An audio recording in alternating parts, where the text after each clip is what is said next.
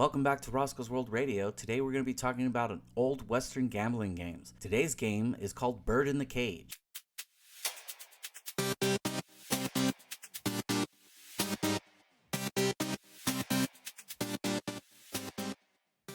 On the other side of the faro table, you might find a game that was as simple as it sounds, Bird in the Cage, a popular quick-to-play game of pure chance that was the staple of old Western saloons, offering a quick win or rapid loss. Bird in the Cage was the perfect game for a hurried prospector or a tired cowboy. It required no skill, no knowledge of cards, and could be played for small or large stakes. It was a game of pure luck. The name came from the game's main prop, a revolving wire cage with balls, looking somewhat like a bird cage. The game was played on a table with a numbered layout, typically 1 to 6.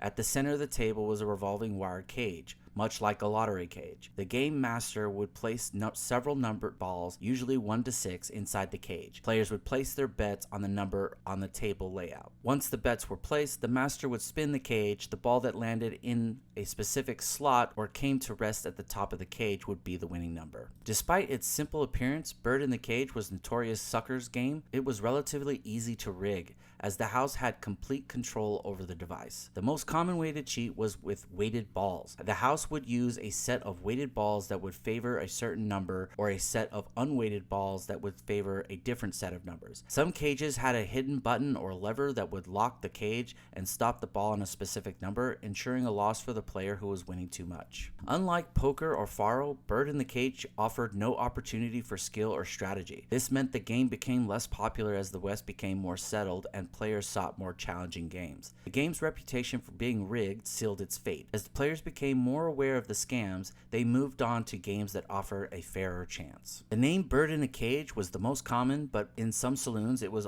known as Wheel of Fortune or the Cage of Chance. The consistent spinning of the wire cage and the rattling of the balls inside was a key part of the saloon's atmosphere. Because of its simplicity, Bird in the Cage was often seen as a gateway game for newcomers. A player might start by playing the simple pure chance game, and after winning a few dollars, feel confident enough to move on to more complex and high stakes games like faro or poker. While faro's house edge was smaller on paper, the theoretical house edge in an honest game of Bird in the Cage was still around 16%. This was the massive advantage for the house, even without cheating, making it a very profitable game for the saloon owner. Bird in the Cage, while short-lived, remains a fascinating example of high-stakes pure chance games that were a staple of the Old West. It was a game where a man could win a fortune with one spin or lose it all in an instant. That's all for now. Thanks for listening. This has been Joshua Marchant with Roscoe's World Radio. I'll see you in the next one.